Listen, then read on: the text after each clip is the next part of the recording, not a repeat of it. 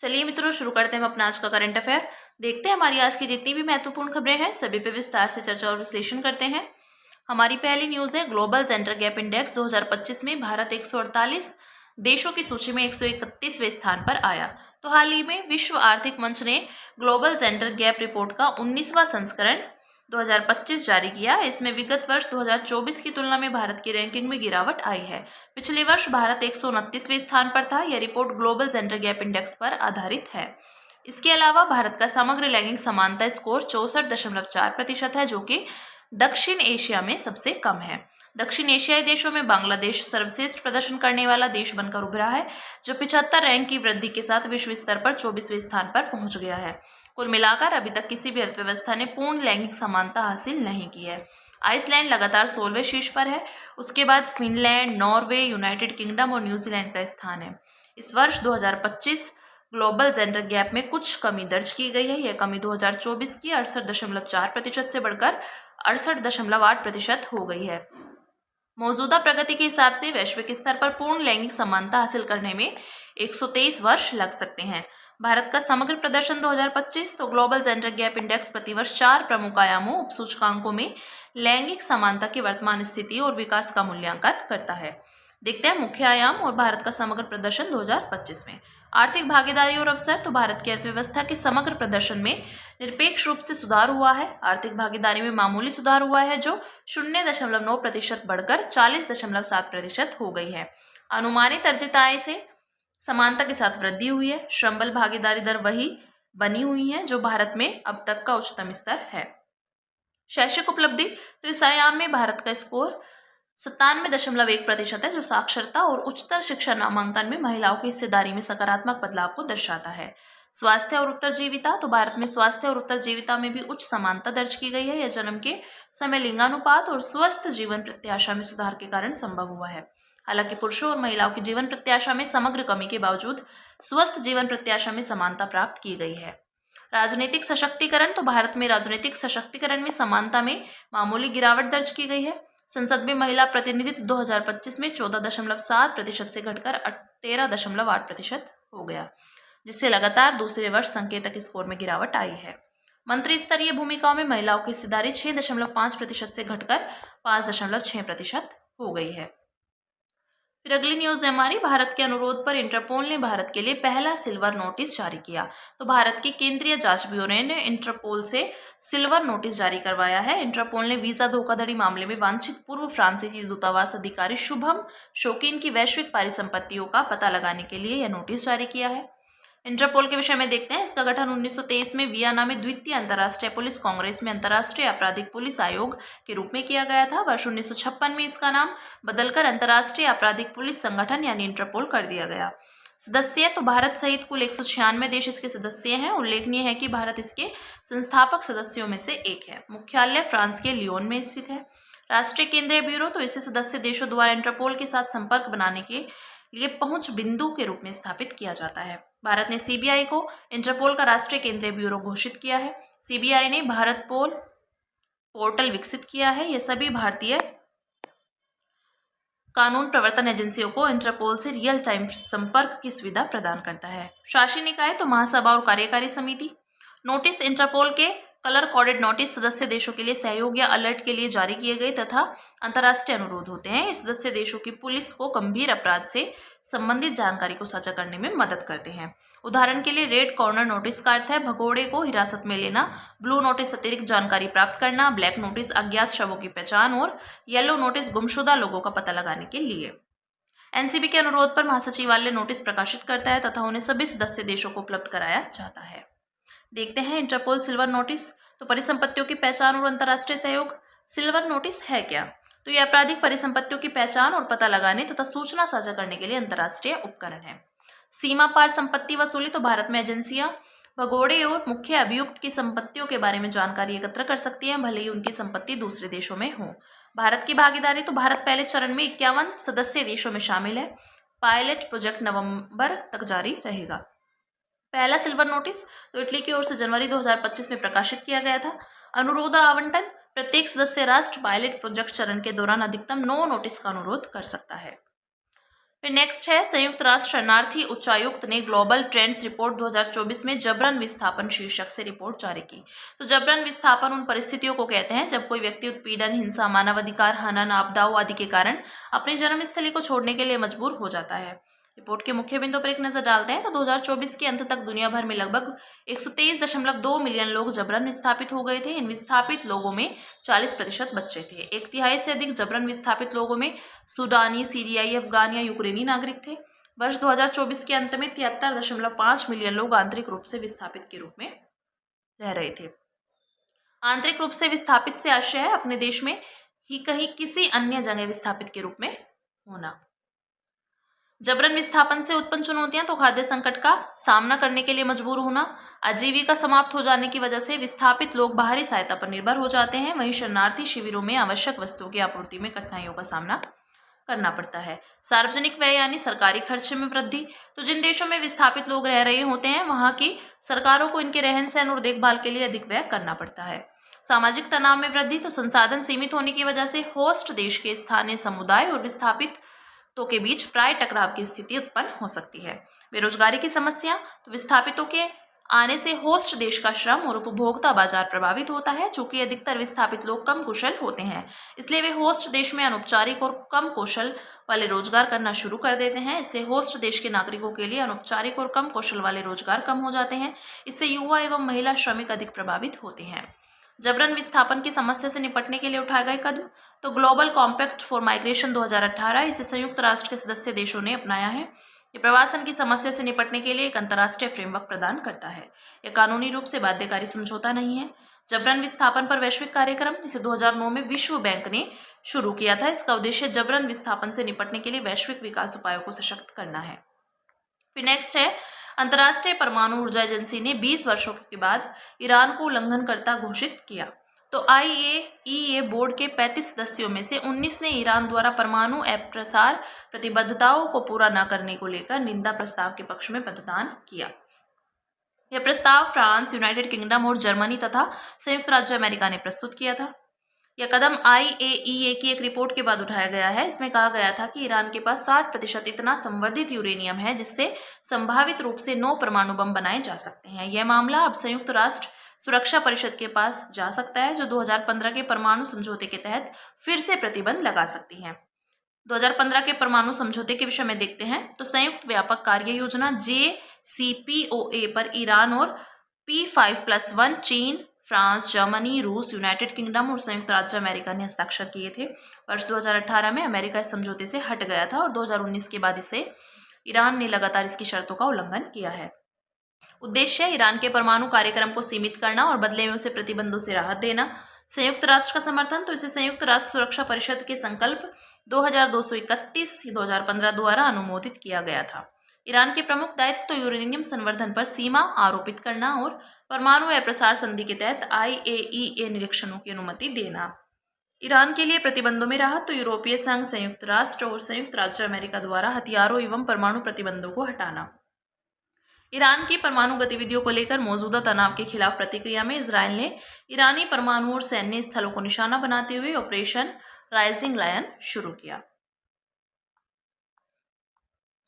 Next news है, solar orbiter अंतरिक्ष यान ने सूर्य के ध्रुवों की पहली तस्वीरें प्राप्त की। तो सोलर ऑर्बिटर ने अपने कक्षीय झुकाव के कारण सूर्य के ध्रुवों की पहली तस्वीरें लेने में सफलता प्राप्त की है। ये तस्वीरें सूर्य के चुंबकीय क्षेत्र, सौर चक्र और अंतरिक्ष मौसम के बारे में हमारी जानकारियों को अधिक बढ़ाएगी। सोलर ऑर्बिटर यूरोपीय अंतरिक्ष एजेंसी और अमेरिकी अंतरिक्ष एजेंसी नासा का संयुक्त मिशन है। इस मिशन को 2020 में लॉन्च किया गया था। मिशन का उद्देश्य सूर्य के उसके नजदीक से तस्वीरें लेना तथा सौर पवनों और सूर्य के ध्रुवीय क्षेत्रों का अध्ययन करना है। सूर्य के ध्रुवों का अध्ययन क्यों महत्वपूर्ण है? तो सूर्य के ध्रुवीय क्षेत्रों का पहला अवलोकन, इस अवलोकन से सौर चक्र की बेहतर समझ प्राप्त होगी। ध्यातव्य है कि वर्तमान मॉडल्स यह अनुमान लगाने में असमर्थ हैं कि सूर्य अपनी सबसे सक्रिय अवस्था में कब और कितनी प्रबलता से पहुंचेगा। सौर चक्र वास्तव में सूर्य के चुंबकीय क्षेत्र का लगभग 11 वर्षों का एक प्राकृतिक चक्र है। इसके तहत सूर्य की गतिविधियां सबसे कम सक्रिय अवस्था यानी सोलर मिनिमम और सबसे अधिक सक्रिय अवस्था यानी सोलर मैक्सिमम के बीच गति करती है। सोलर मिनिमम में सन स्पॉट्स की संख्या सबसे कम होती है, जबकि सोलर मैक्सिमम में इनकी संख्या सबसे अधिक होती है। सोलर मैक्सिमम के दौरान प्रकाश, ऊर्जा और सौर विकिरणों का उत्सर्जन अंतरिक्ष मौसम को प्रभावित करता है। सूर्य का चुंबकीय क्षेत्र तो मापन से पता चलता है कि सोलर मैक्सिमम के दौरान सूर्य के दक्षिणी ध्रुव पर उत्तरी और दक्षिणी दोनों ध्रुवीय चुंबकीय क्षेत्र मौजूद रहते हैं। प्रत्येक 11 साल में सूर्य का चुंबकीय क्षेत्र पूरी तरह से उलट जाता है। इसका मतलब है कि सूर्य के उत्तरी और दक्षिणी ध्रुव पर अपनी जगह बदल लेते हैं। कणों की गति पर निगरानी तो इमेजिंग स्पेक्ट्रोग्राफ ने सूर्य की भूमध्य रेखा से दूर सौर पवनों और सौर तूफानों के रूप में कणों की गति को ट्रैक किया। इससे अंतरिक्ष मौसम के बेहतर पूर्वानुमान में मदद मिलेगी। अन्य प्रमुख सौर मिशन वर्ष 1995 में यूरोपीय अंतरिक्ष एजेंसी द्वारा प्रक्षेपित solar and heliospheric observatory mission, NASA द्वारा 2018 में प्रक्षेपित पार्क सोलर प्रोब, तो यह सूर्य के कोरोना को स्पर्श करने वाला पहला अंतरिक्ष यान है। चीन द्वारा 2022 में प्रक्षेपित advanced space based solar observatory, Bharat द्वारा 2023 में प्रक्षेपित आदित्य L1 मिशन, नासा द्वारा 2025 में प्रक्षेपित PUNCH polarimeter to unified the corona and heliosphere mission. फिर नेक्स्ट है राजस्थान के पोखरण में हाइब्रिड मानव रहित हवाई वाहन रुद्रास्त्र का सफल परीक्षण किया गया। तो इस परीक्षण में रुद्रास्त्र ने अपनी वर्टिकल टेक ऑफ और लैंडिंग क्षमताओं, विस्तारित उड़ान रेंज, रियल टाइम निगरानी और 50 किलोमीटर की दूरी पर सटीक लक्ष्य को भेदने की क्षमता का प्रदर्शन किया। यह आत्मनिर्भर भारत पहल के तहत स्वदेशी सैन्य प्रौद्योगिकी को मजबूत करने के भारत के प्रयासों में एक महत्वपूर्ण कदम है। रुद्रास्त्र के विषय में यह solar defence and aerospace limited द्वारा निर्मित एक hybrid vertical take off and landing है। यूएवी एक मानव रहित विमान प्रणाली होती है जिसे दूर से नियंत्रित किया जा सकता है या यह स्वचालित रूप से बिना पायलट के उड़ सकता है। VTOL UAVs लंबवत रूप से उड़ान भर सकते हैं और उतर सकते हैं। इससे रनवे की आवश्यकता समाप्त हो जाती है और आसानी से कठिन परिस्थितियों में भी इनका उपयोग किया जा सकता है। विशेषताएं, इसकी कुल रेंज 170 किलोमीटर है। यह लगभग 1.5 घंटे तक उड़ान भर सकता है। इसमें सटीक दिशा निर्देशित एंटी पर्सनल वॉरहेड्स लगे हैं जिन्हें मध्यम ऊंचाई से छोड़ा जा सकता है। यह लाइव वीडियो भेज सकता है और स्वचालित मोड में लॉन्च स्थान पर वापस लौट सकता है। देखते हैं UAVs के प्रकार वजन के आधार पर ड्रोन नियम 2021 के अनुसार। तो नैनो 250 ग्राम, माइक्रो 250 ग्राम से 2 किलोग्राम, स्मॉल 2 किलोग्राम से 25 किलोग्राम, मीडियम 25 किलोग्राम से 150 किलोग्राम और लार्ज है 150 किलोग्राम से अधिक।